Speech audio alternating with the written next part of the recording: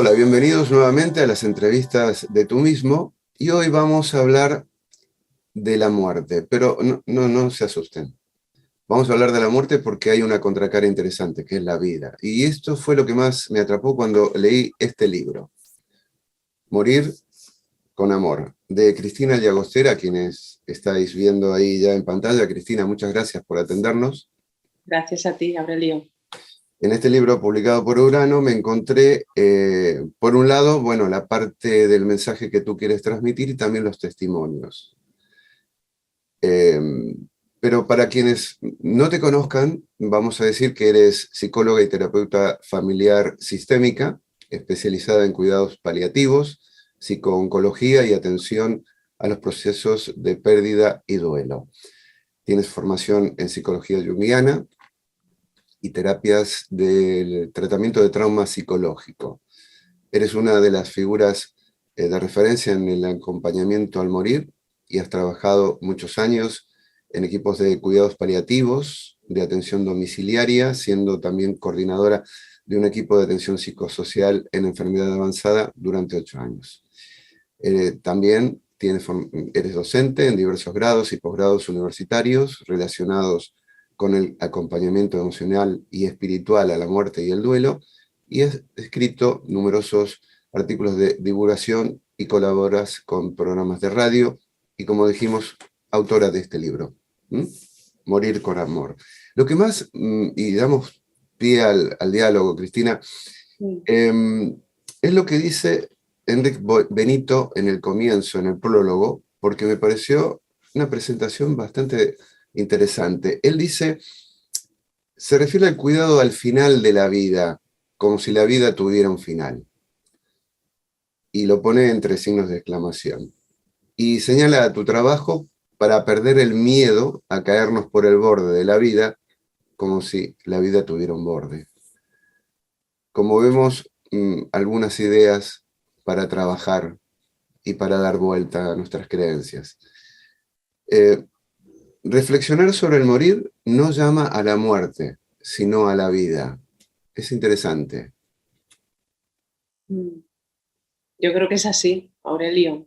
A veces da mucho miedo incluso pensar sobre la muerte como si fuera algo de malfario, pero en realidad, y de hecho esto lo dicen también antiguas tradiciones filosóficas, espirituales, ¿no? Que tener presente la muerte también puede traer profundidad a la vida.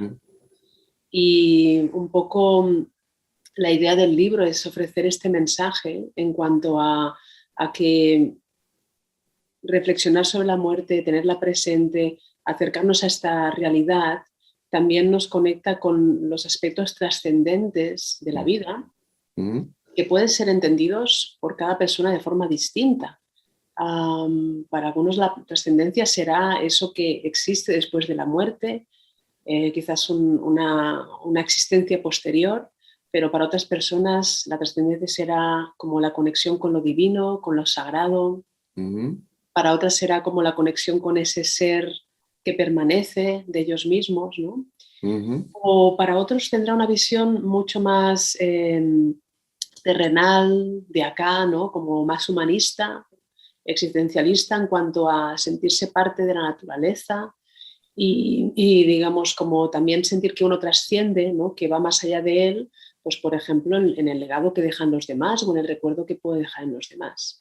Con lo cual, pero sí que el contacto con la muerte, ya sea a nivel de experiencia o también pensarla, ¿no? Y estar en contacto con ello, nos ofrece la oportunidad, ¿no? de un camino de interiorización y de profundización que también nos puede traer más plenitud en vida. ¿Qué significa el buen morir? Mira, el buen morir, yo tengo un poco de dilema con esta palabra, ¿no? Porque en el libro hablo de muertes en paz, pero también es como el buen morir, es que puede ser distinto para cada persona. No hay un buen morir. Igual para alguna persona el buen morir o la muerte en paz será aquella que ocurra sin darse apenas cuenta de que se está muriendo. ¿no? Muchas personas dicen, para mí la buena muerte sería irme a dormir, no despertarme y no enterarme. Para otras personas, en cambio, si lo pensaran, ¿no? Quizás dirían, no, yo preferiría poderme despedir, ¿no? Preferiría poder cerrar de alguna forma mi vida. Sí que sabemos que para una muerte en paz, ¿no? Nuevamente las personas lo asocian a veces a esto, a poderse despedir, sobre todo también a que no hayan aspectos de dolor o de malestar insoportable, que también son aspectos importantes. Y nos habla la muerte en paz como de algo en el que haya reconciliación, ¿no? Como que la persona se sienta reconciliada en algún punto consigo misma, con sus propias circunstancias o con sus relaciones. Y esto a veces no siempre se consigue, pero cuando se consigue, nuevamente suele haber un proceso hasta llegar allí, ¿no? En el libro, claro, yo hablo de muertes anunciadas, que son muertes precedidas por una situación de enfermedad, que es algo muy diferente a una muerte abrupta, ¿no? Por un accidente, por ejemplo, ¿no? Un ataque al corazón. Es decir, que hay ese tiempo previo en el que la familia y la persona se puede preparar para este momento, ¿no? También el tiempo de enfermedad y el tiempo previo es un tiempo de sufrimiento, porque es una realidad a la que es muy difícil confrontarse. Pero mi idea con el libro era, bueno, cuando en algún momento aparece la paz, sea como sea, ¿no? A veces porque la persona se siente tranquila con sus circunstancias, a veces es algo que ni siquiera es pensado cognitivo, sino como que algo se suelta y puede estar como los de alrededor percibieron paz en ese momento, ¿no? Pero, digamos, cuando aparece esa paz es como que algo se ha trascendido en ese punto de sufrimiento y ayuda en ese proceso. Y mi idea en el libro era mostrar diferentes vivencias desde diferentes formas de entender la muerte, desde diferentes formas de vivir la enfermedad, ¿no? Y el morir, para que de alguna manera nos enseñen cosas que han podido ayudar. ¿No? Esa era mi idea, como enseñar cosas que han podido ayudar, sabiendo que después la vivencia de cada persona subjetiva será suya y absolutamente única. Hablas de que no estás de acuerdo, lo cuestionas, al hecho de que en el tema del dolor, ¿no? Especialmente físico, emocional, generalmente se busca la fórmula de la inconsciencia, ¿no? Es decir, quitar la conciencia a quien está en esa situación. ¿A qué se debe este cuestionamiento? ¿Por qué lo ves como algo que en vez de ayudar se logra lo contrario, digamos? Bueno, yo es que pienso más bien que depende de la decisión de la persona. Es decir, para algunas personas la muerte en paz necesitará una sedación, bien porque haya síntomas descontrolados, es decir, es casi imposible, ¿no? Morir en paz o estar en paz cuando hay síntomas de dolor o de malestar o de disnea muy descontrolados. Es decir, a veces es necesario.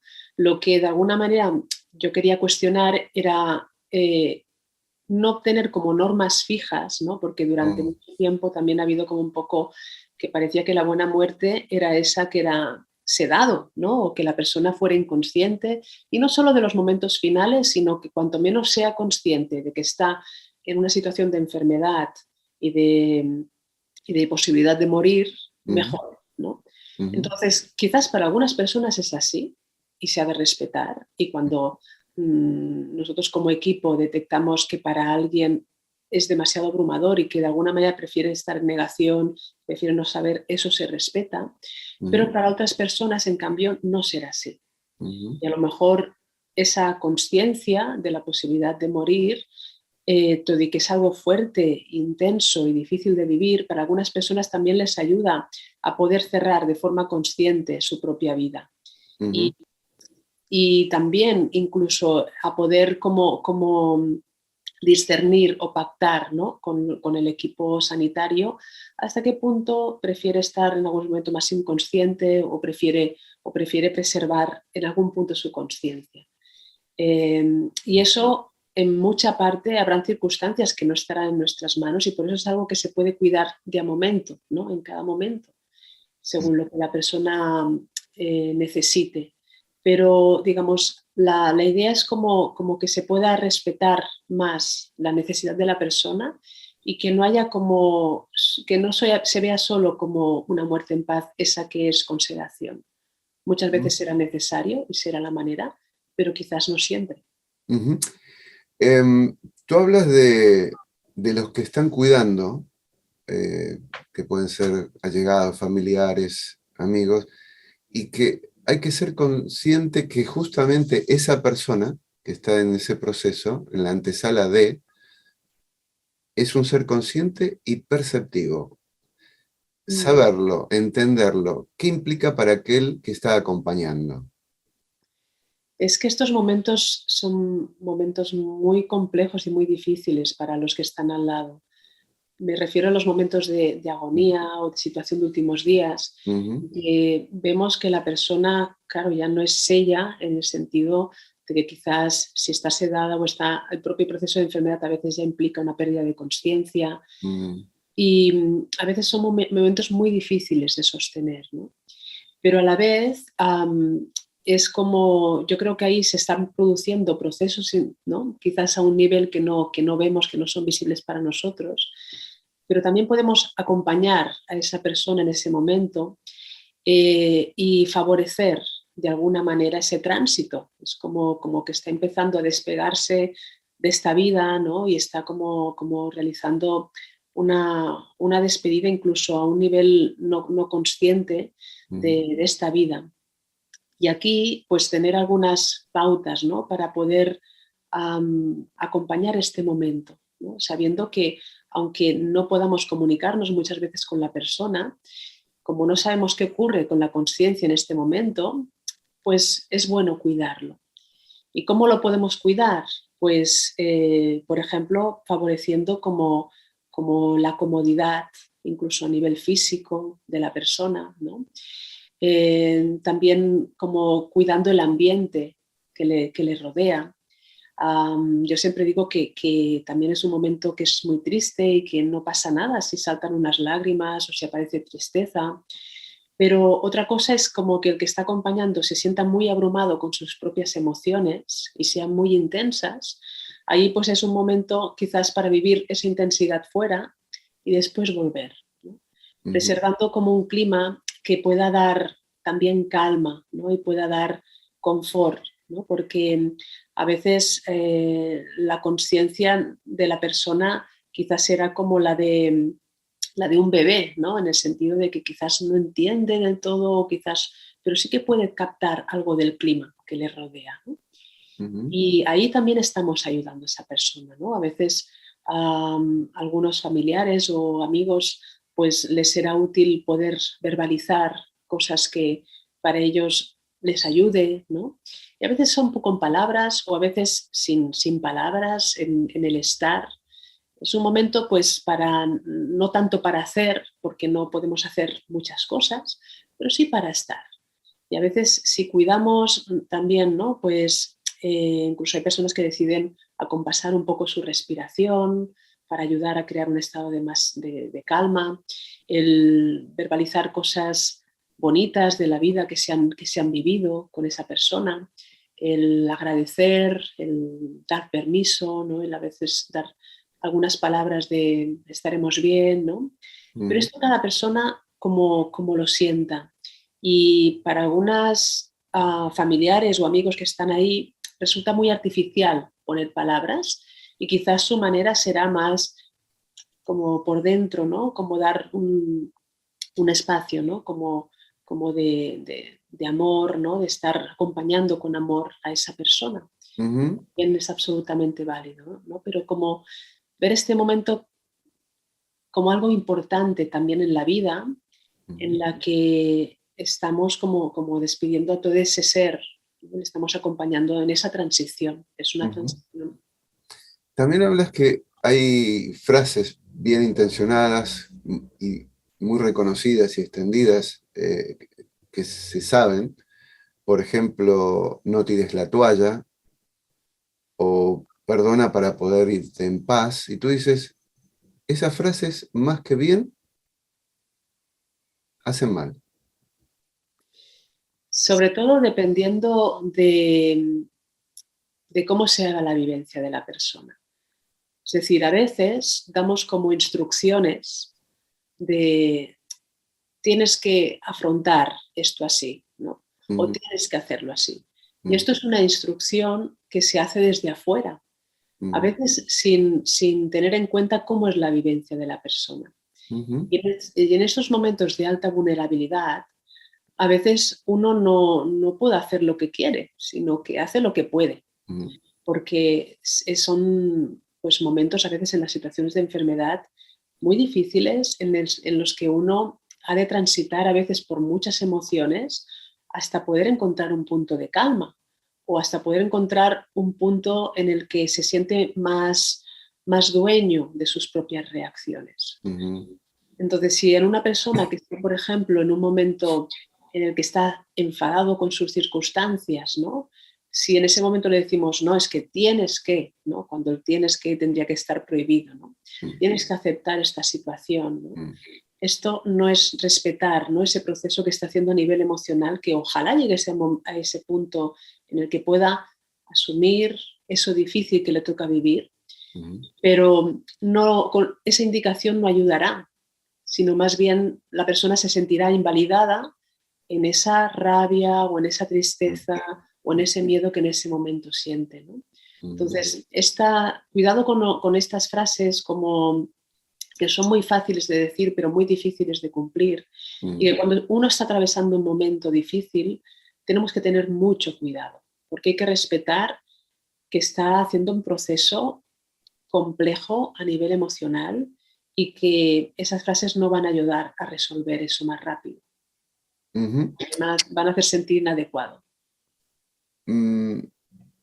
Digamos que en la antesala de la muerte lo significativo está en entregarse a vivir lo que acontece.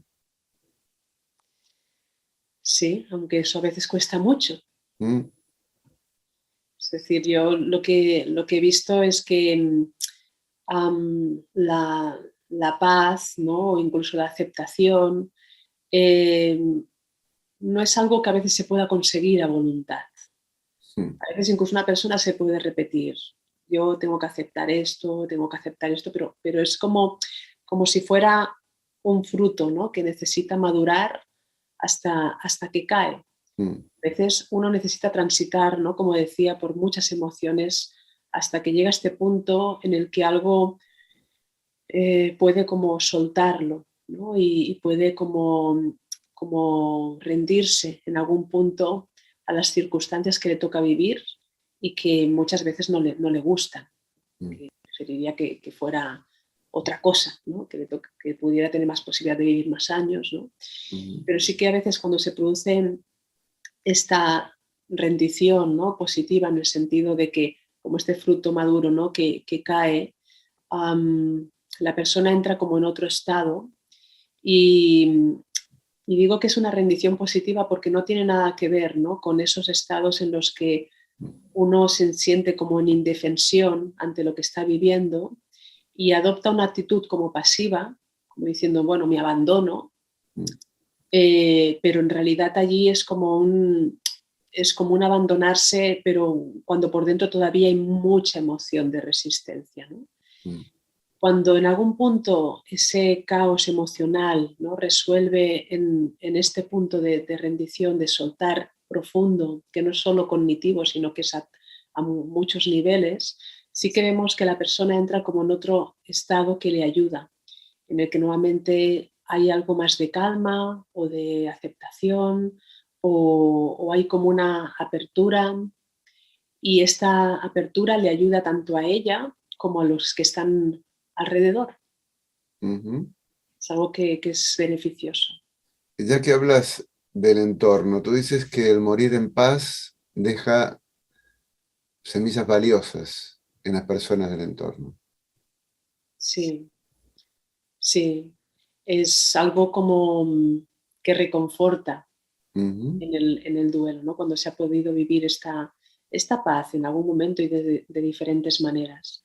Claro, es mucho más difícil un duelo, también como los que han vivido tantísimas personas en el periodo de COVID, sin poder acompañar, sin poder estar ahí, sin poder ver, con lo cual todas las fantasías terribles pueden venir a la cabeza, o cuando se han vivido momentos de recuerdos dolorosos, ¿no? Claro, los recuerdos positivos, como es ver a la persona en algún punto tranquila, y a veces incluso, repito, cuando ya no es consciente, también la podemos ver en ese momento como en paz, tranquila, ¿no?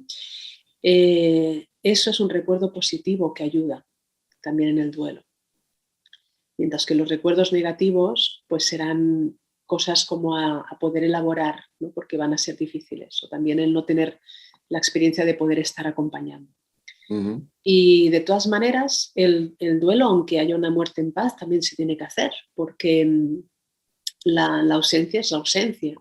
Y quizás tenemos estos recuerdos que ayudan, o estas vivencias que ayudan, porque además es algo que esta calma como que nos llega a todos los niveles, ¿no? Hay personas que dicen, es que yo sentía que en la habitación había como algo tan apacible, ¿no? Algo que me traspasó, ¿no? Algo que me llegó, o realmente es como un momento en el que, aunque estaba muy triste, también sentía que había mucha belleza en ese momento.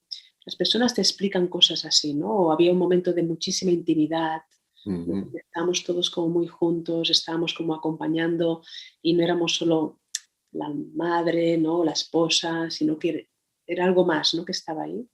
Las personas te expresan todo eso, ¿no? Y esto es como si tocaran también estos aspectos trascendentes, que queda ese sabor, ¿no? Y queda esa experiencia, pero después en el duelo uno se encuentra con esa cruda realidad que es la ausencia de la persona, y eso duele. Eso duele, y también se ha de realizar otro proceso, ¿no? Para transitar ese dolor. Imagino que por todo lo que estás diciendo es la base de tu otra afirmación en cuanto que toda muerte es luminosa. ¿A esto te refieres? Claro, es, digamos, luminoso en cuanto a que para mí es un encuentro con lo esencial, ¿no? Y desde el símbolo de la luz siempre ha sido como el símbolo del espíritu, ¿no? Como eso que va más allá de nosotros mismos, más allá de la personalidad, ¿no? Y sí que yo creo que la muerte es un proceso también espiritual, en el sentido de que todas las personas, más allá de que digan o que se sientan creyentes o no, tienen esta dimensión espiritual que tiene que ver con algo que va más allá, ¿no? De la personalidad. Y como tal, toda muerte es un trascender, ¿no? De lo que somos aquí en esta vida a quién sabe lo que vendrá después. Ahí es el gran misterio, ¿no? Pero sí que en todo caso es como un encuentro con lo esencial, ¿no? Con la esencia. Es un encuentro también, yo pienso, como muy íntimo con uno mismo, ¿no? Y ahí sí que pienso que es como si en toda muerte hay algo luminoso, ¿no? Porque, y esto lo dicen muchas tradiciones, en cuanto a este encuentro con la parte más esencial de lo que somos. En algunas personas, cuando aparece la paz antes, es como si esa luminosidad pudiera colarse un poco antes, y la podemos percibir desde aquí, ¿no? Algo de eso esencial también se capta antes. Pero es posible que en toda muerte pueda haber este momento de apertura, o este momento de rendición, o este momento de paz, a veces incluso cuando no lo vemos aquí, ya sea porque es una muerte abrupta, o ya sea porque hasta aquí vemos toda la parte de sufrimiento, pero en algún momento tiene que haber esta apertura o esta trascendencia, ¿no? Justamente hablas de necesidades espirituales que se expresan en tres direcciones: hacia uno mismo, hacia los demás y la trascendencia. Es todo lo que estás, digamos, describiendo, ¿no?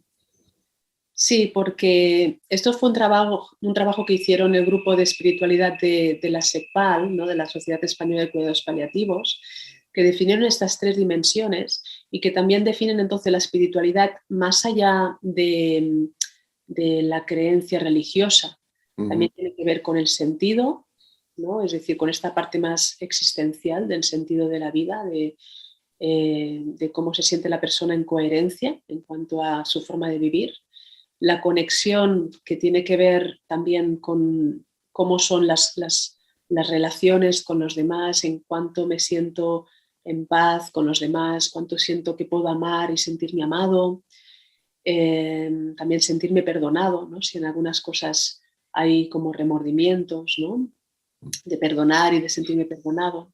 Y el aspecto trascendente, que como decía, también puede tener una cualidad diferente en cada persona, que a veces será desde unas creencias, a veces espirituales muy amplias, a veces más desde una creencia religiosa, pero también puede ser desde este aspecto, ¿no? Que en algunas personas también definiéndose ateos, también pueden sentir paz en cuanto a... hay personas que piensan que en la muerte hay paz porque ya deja de haber sufrimiento, no hay nada, es como si se apagara el televisor, ¿no? Para algunas personas esta creencia también les ayuda. O en otras, esta sensación de cuidar, ¿no? Este legado que dejo en los demás o este amor que traspasa, también es una forma de entender la trascendencia. Hay un elemento sobre el cual haces mucho hincapié y es la aceptación. Hablas de, creo que lo has mencionado antes, que es el momento donde se llega por maduración, no por el intelecto.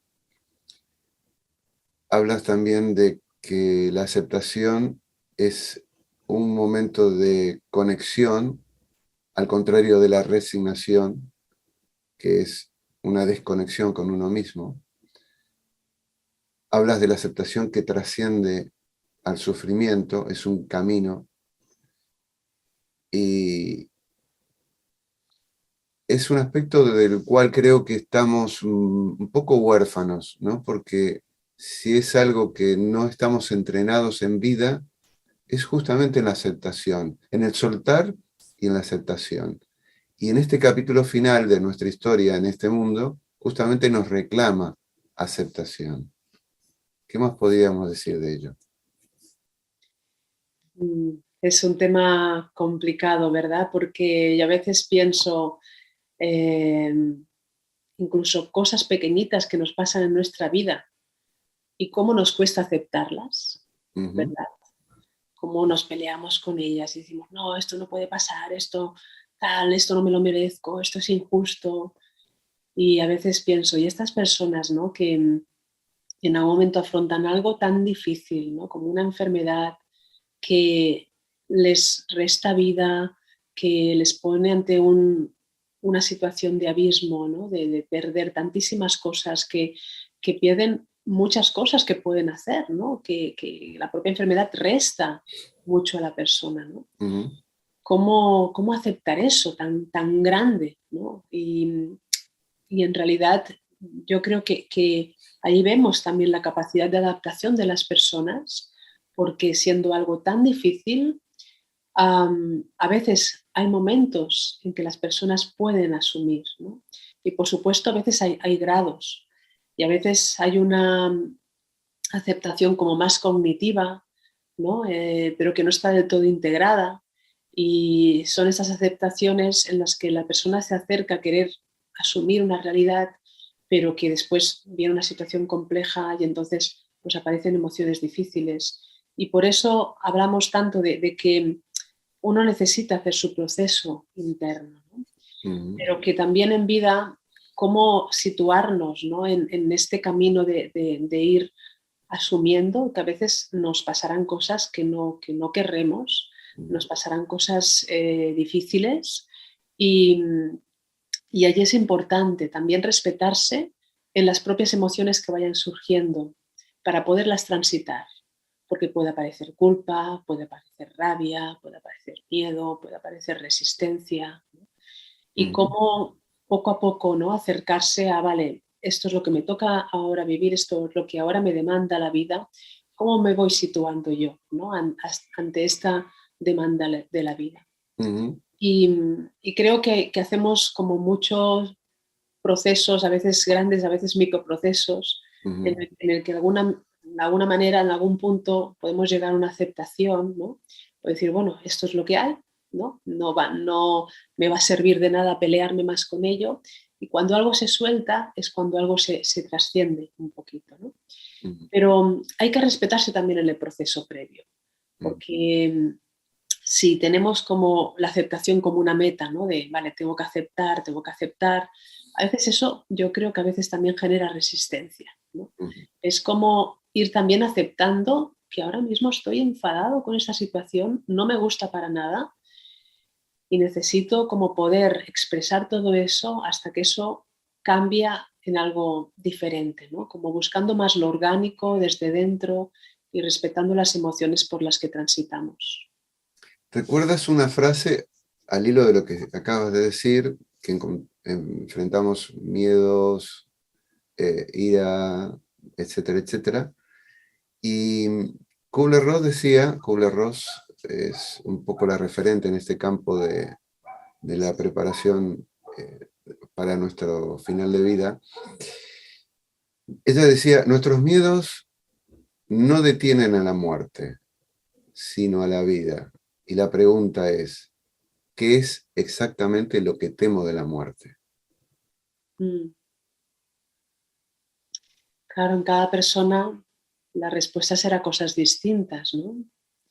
Pero el sí, que el pensar sobre el tema, ¿no? El libro es una invitación a reflexionar sobre el tema y también a ampliar nuestra visión de la muerte, ¿no? Claro que es un tema que da miedo. Yo creo que es casi imposible o es pedirse mucho a uno mismo que no me dé miedo. Porque a veces quizás no es el miedo a la muerte en sí, pero es el miedo al sufrimiento. Quizás no es el miedo a mi muerte, pero sí a perder a seres queridos. Quizás no me da tanto miedo afrontar una situación difícil, pero sí me da mucho miedo eso desconocido, que no sé lo que será, ¿no? Este salto al vacío de no saber qué hay más allá, ¿no? Entonces, en cada persona pueden haber miedos diferentes y eso habla de su vivencia y de su experiencia. Y en esto es lo que ella misma tiene que confrontarse de alguna manera, ¿no?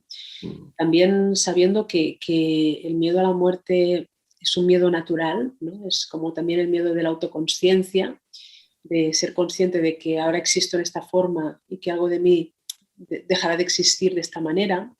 Pero también nos dicen muchas tradiciones, ¿no? Que conforme más podemos familiarizarnos con eso que puede ser más permanente en nosotros mismos, ¿no? Ya sea entendido como ese amor que permanece o como esa esencia, ¿no? O como ese ser que permanece, eso es algo que nos ofrece como un refugio, ¿no? Un refugio que nos puede ayudar a transitar momentos difíciles.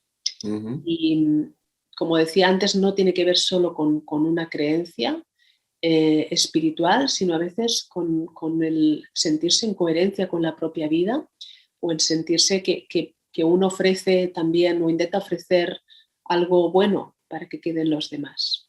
Tú decías, busco ampliar la visión del momento de la muerte y pone sobre la mesa algo muy evidente, pero que si lo tuviéramos en cuenta, creo que disfrutaríamos más de la vida. Y tú dices, claro, cuando llegamos a este momento, planteamos realmente lo que importa, queremos resolver lo pendiente, reflexionar sobre nuestra propia vida, pero ¿hace falta llegar al final de nuestra vida para hacer todo esto? Es decir, es una paradoja, ¿no? Queremos volar más alto con el barrilete justo en el momento donde el viento ya no corre y tenemos que dejar este entretenimiento que se llama vida, ¿no? Y me pareció fenomenal. ¿Para qué esperar a saldar cuentas, a vivir de una forma totalmente integral en todos los aspectos hacia el final si no lo puedo hacer ahora mismo, a partir de ahora mismo? Sí, un poco con esta idea de cultivar la paz, ¿no? La vida, es decir, todos tenemos remordimientos o cosas que ahora haríamos diferentes del pasado. Aquí Irving Yalom, un psicólogo existencialista, también habla de no acumular más arrepentimiento, ¿no? Es decir, ya si me doy cuenta de lo que llevo de lastre, no acumular más. Y todos tenemos asuntos pendientes y la mayoría son relacionales, ¿no? Eso también lo decía Kubler-Ross, ¿no? La mayor parte de asuntos pendientes son relacionales. Es decir, con relaciones en las que ha habido malentendidos, o ha habido dolor, o hay distancia, cosas que en algún punto nos pesan. Y a veces no todo se puede resolver. A veces hay cosas que no se pueden resolver. Pero sí que uno puede hacer a veces el trabajo interno, ¿no? de elaborar eso, ¿no? Desde la autoconciencia. Y a veces sí que hay cosas que pueden como expresarse, resolverse, o no solo desde cosas difíciles, ¿no? Cuántas cosas a veces agradecemos a personas queridas e incluso cosas positivas no se expresan o no se pone palabras a eso, ¿no? Y a veces pensamos, bueno, si estuviera en un momento final, pues sí, eso lo expresaría, porque sería algo que no me querría quedar, ¿no? Es que quién sabe cómo van a ir las cosas, ¿no? Entonces, aprovechar un poco los momentos, ¿no? Y esto muchas veces es una enseñanza y un aprendizaje que tienen las personas que o han perdido a seres queridos o que están afrontando una enfermedad avanzada, como de aprovechar el tiempo de vida, ¿no? Te da un sentido de urgencia de aprovechar este tiempo, que a veces en otros momentos vamos con un piloto automático y dejamos de priorizar cosas que igual nos pueden hacer sentir más en paz, ¿no? Y a veces tiene que ver mucho también con el autoconocimiento, ¿no? Con cómo acercarme a mi verdad, ¿no? Porque yo una de las cosas que he visto acompañando personas es que cuando la persona está algo en contacto consigo misma, ¿no? con su propia verdad, esto en algún punto facilitaba, porque si no la propia enfermedad es como parar en seco el tren de vida, parar en seco la actividad y de golpes ponerte de cara a cara de, ostras, ¿no? ¿Cómo ha sido tu vida? Si ahora es el final, ¿qué pasa con esto? ¿Cómo estás tú contigo mismo, con tus relaciones? Y de golpe esto a veces abruma a la persona porque vienen todas las preguntas de golpe. Entonces, si algo de ese proceso lo podemos hacer antes, quizás aunque haya sufrimiento, se puede aligerar o se puede facilitar algo del proceso. No hay respuestas ante la muerte, solo experiencias. Esto lo puedes decir tú con mucho fundamento. Sí, yo creo que no podemos dar una respuesta, o por lo menos no es el sentido del libro o no es mi posición. Yo creo que la muerte es el gran misterio y como gran misterio cada uno encontrará sus propias respuestas, pero sí que a veces a través de experiencias, y las experiencias no solo tienen que ser desde acompañar a personas o estar en contacto con la muerte, a veces tenemos experiencias de momentos de sensación de unidad o de sensación de estar en contacto con algo más profundo de nosotros mismos, ¿no? Y esas experiencias son las que nos guían en algún punto, ¿no? O haber sentido el amor de una persona, o eso que toca lo esencial, ¿no? Que está en el núcleo, ¿no? En la base de la persona, ¿no? Más allá de lo superficial, lo demás de la vida, que a veces también es útil, pero esto que está más en el centro, eso es la experiencia, ¿no? Y a veces lo que tenemos que trabajar es cómo ir más a estas experiencias esenciales para, como decía antes, familiarizarnos con ello, ¿no? Con esto que es realmente valioso, ¿no? Significativo para nosotros de la vida, y que nos conectemos antes con eso y lo cuidemos antes. Me estaba olvidando algo, que un tema, si quieres brevemente lo puedes tocar o abordar tú. ¿Qué opinas de las experiencias cercanas a la muerte? Porque es un tema de debate que empezó muy lentamente a ser considerado seriamente dentro de los círculos, digamos, oficiales o, digamos, del campo de la salud, y cada vez va ganando más adeptos, ¿no? Justamente por el número de testimonios, de informes, de estudios, etc. Y me gustaría saber tu opinión. Bueno, es algo que pasa. Mi opinión es que es algo que ocurre. Hay muchísimas personas que tienen estas experiencias, que además están descritas, incluso pues ahora hay estudios científicos, ¿no? que están liderados por eminencias, ¿no? A nivel médico, que han estudiado estas experiencias. Entonces, esto sabemos que sucede.